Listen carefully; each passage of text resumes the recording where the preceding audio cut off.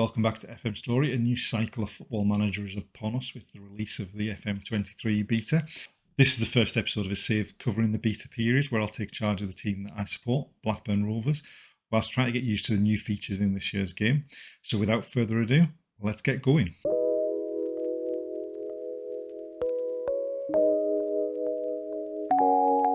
Before we get our first look at FM23, if you do enjoy the video, please like, subscribe and hit the notification bell to be notified of new videos. And let's get going. So here we go, the beta starts. We've been hired. Obviously not an awful lot changed from these screens by the looks of it.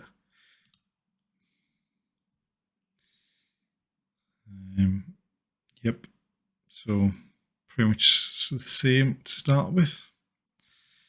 So youth system, under 23, lower levels of the domestic game, wage budget, top half finish should be doable.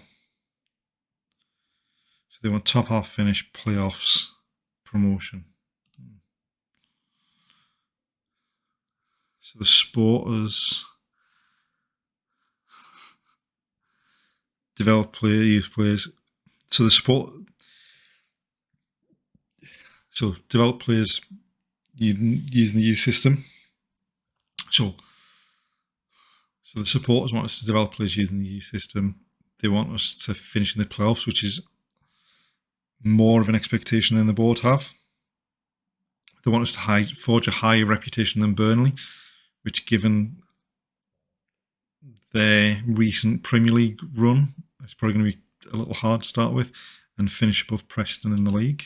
Okay, so we've worked through the news items in the first from the first day. We'll have a quick look at a couple of the new. So we've worked our way through the news items from the first day. So we'll have a quick look at some of the new features. So the supporter profile update is a new one. Obviously gives you kind of the profile of the supporters in terms of hardcore, core, family, fair weather, corporate, and casual.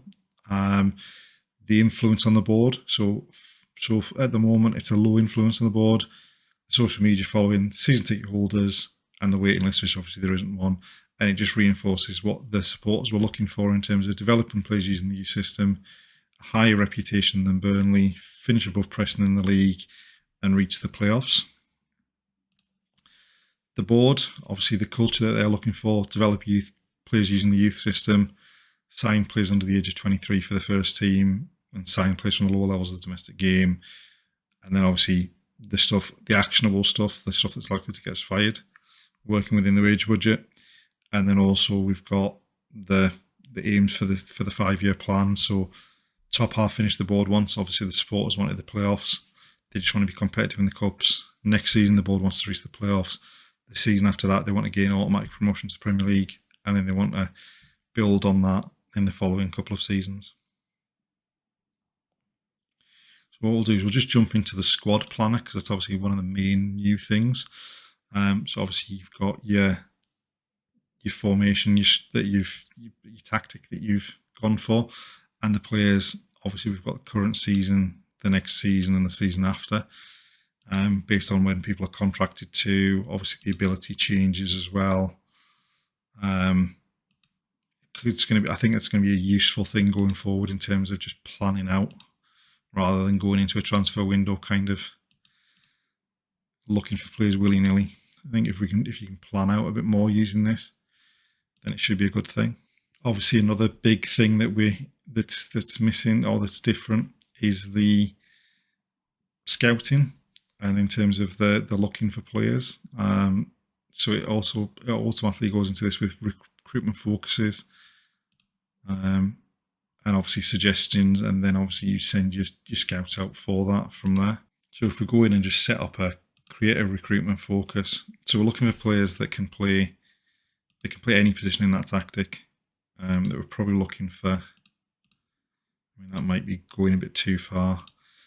Obviously we probably want the board don't want us to sign anyone over 23. So we'll go with that, and we'll just. That can be a standard priority. I'm looking for any position from the tactic. So obviously it's only just started, so there'll be no players there. Obviously, we can set the scout priorities, scouting coverage. So what have we got? World knowledge,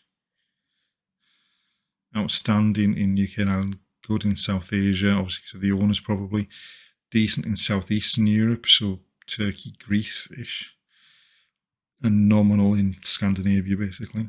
So obviously there is the same way of going in and getting players that we're used to in terms of searching for them ourselves. But in terms of like the scouting, obviously the recruitment focus has taken over a big chunk of that. So now in the club vision, we've got the board feedback and the supporter feedback in separate little tabs there. This is obviously changed in terms of the 5-year plan and the way it's sort of laid out. Actually, probably a bit better that way, I think, just so you can see it more clearly. Okay, so we're starting to get towards the start of the season. From a season sort of preview point of view, we are predicted to finish 8th, 20-1 odds of winning the league.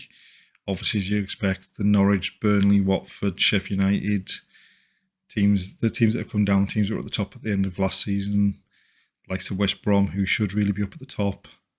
Obviously, looking at some of this, like when you look at what's happening in real life, Watford aren't showing anything to be that kind of favourites in real life. West Brom and Middlesbrough obviously both down near the bottom of the league.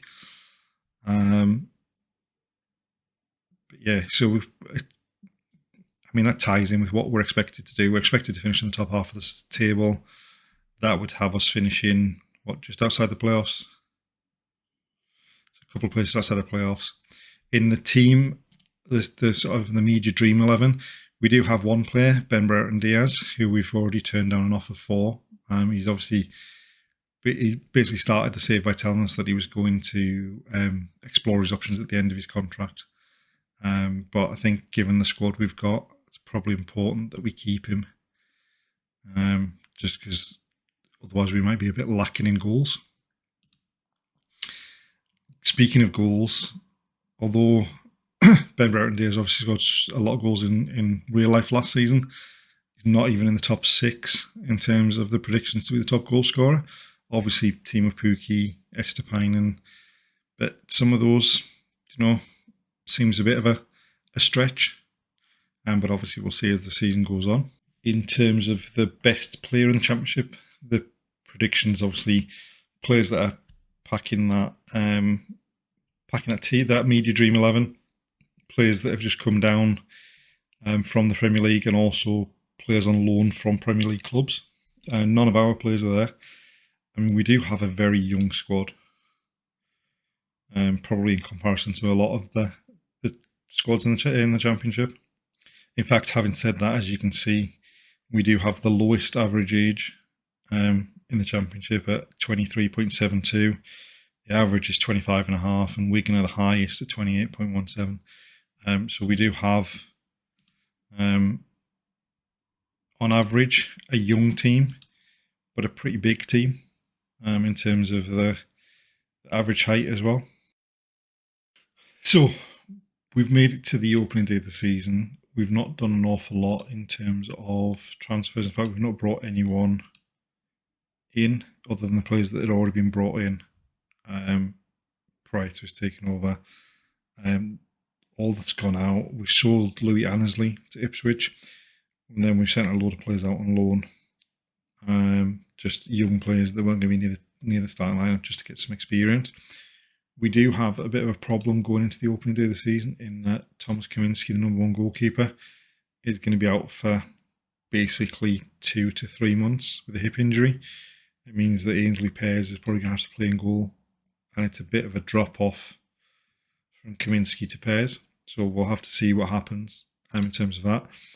Going into the season, what we're looking at is probably starting with sort of a bit of a 3-4-3 in terms of sort of 3 with two holding midfielders ish, wing backs, and then sort of a front 3 who are all kind of mobile, moving about and trying to do things. Obviously, we have got another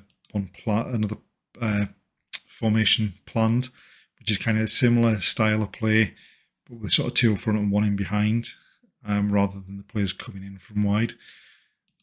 But obviously, we'll just see how the season starts. Obviously, like I said, we haven't really brought anyone in yet, so we might have to delve into the transfer market towards the end of the window and see if there's anyone we can bring in. But hopefully, we can get off to a decent start. We are opening the season at home to QPR. We've made a bit of a change from how we started some of the friendlies, and we had Bradley Dack playing the false nine. But what we've done is we're going to start with John Buckley there, which allows us to bring Tyler Morton in midfield. And we'll start with the two wide players cutting in. Obviously, we can change the formation up if we need to, depending on how it's going.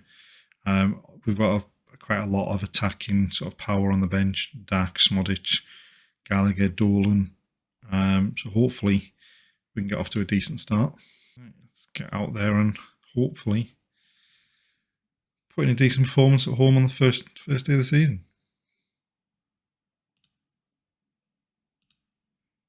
Morton for corner.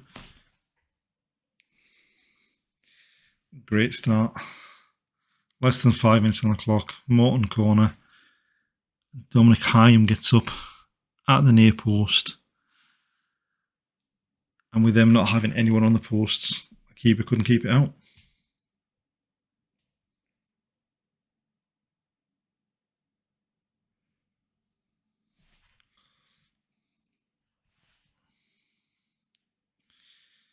Right.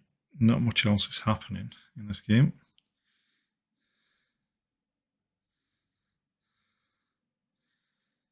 We are looking relatively solid. Another Morton corner. Hyam again at the near post.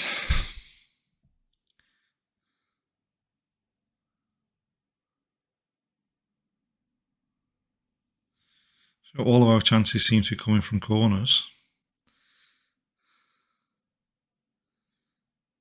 I mean, the fact that we haven't seen a highlight for QPR, I'd say that's a decent start to the game. Hopefully we can just kind of keep it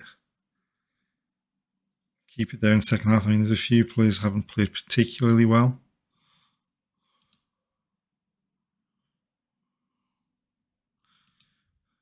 Things are going well, know you better than that.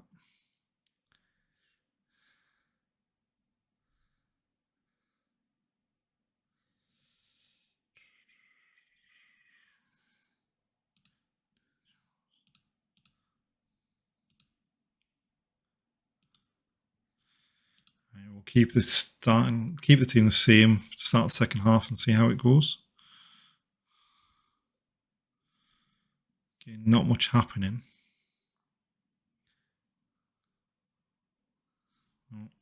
Roberts has got to wait. I mean, we definitely had a lot of players back there. Now, can we break with it? No.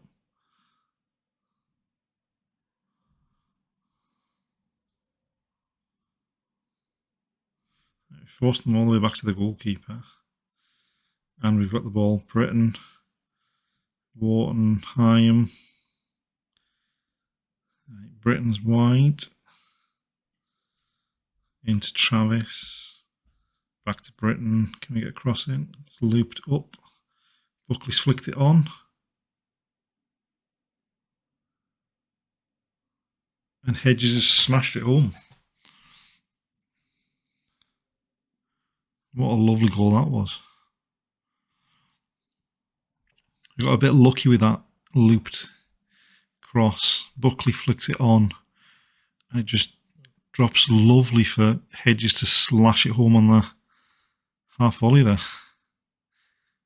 Must have been close to being, oh no. Played onside. That was a brilliant finish.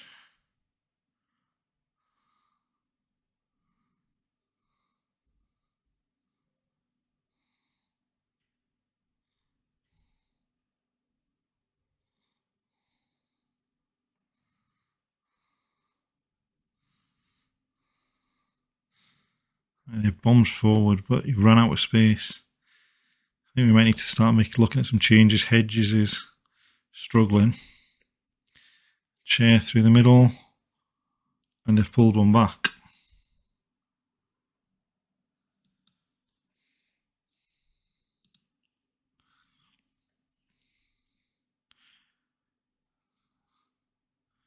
It's a nice ball through. No one tracked the run. Decent touch. And he beats the keeper.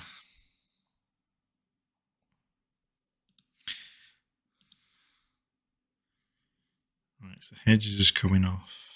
And Dolan can come on.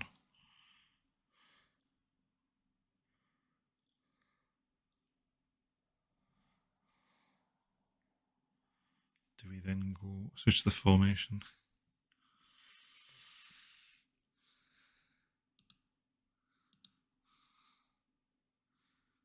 And go with Burton Dares up top, Dolan with him, and Buckley in behind. So we might take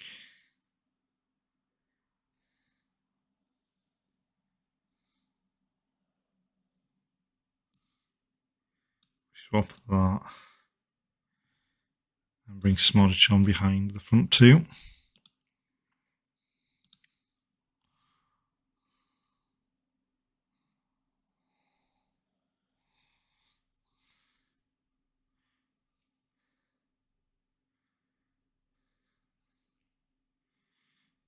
Dolan, Wharton, plenty of space wide left. Can we get it out even further?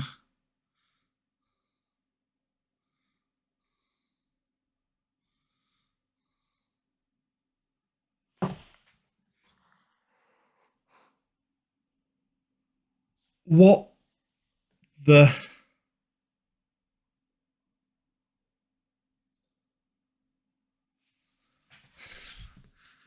So we dallied on it in the centre circle.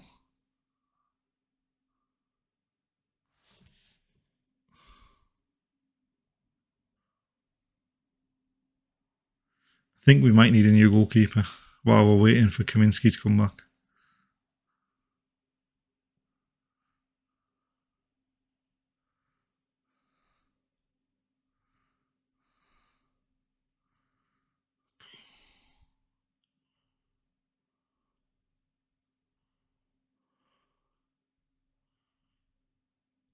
Although that's a decent save.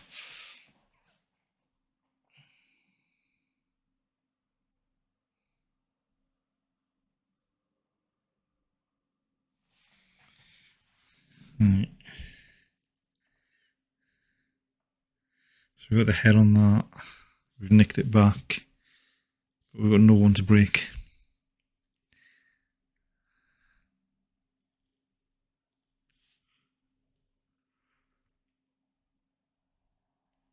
What?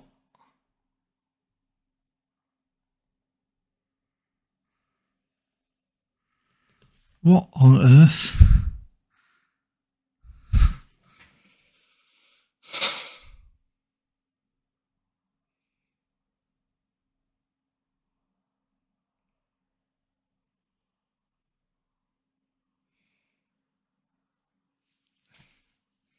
So both of those last two goals.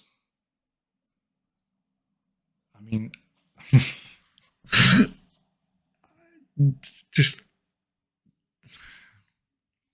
I don't know how we threw that game away, but those last two goals, what the goalkeeper was doing,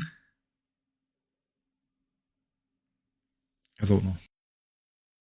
And that's where we're going to end the first episode. Join us again next time as we no doubt delve into the transfer market, even if it's on loan, just to pick up a goalkeeper to see us through until Kaminski's back from injury. Hopefully we can somehow turn things around, because that looked so good for so long. They had no chances, and then suddenly goalkeeper did what he does. Yeah. Anyway, join us next time.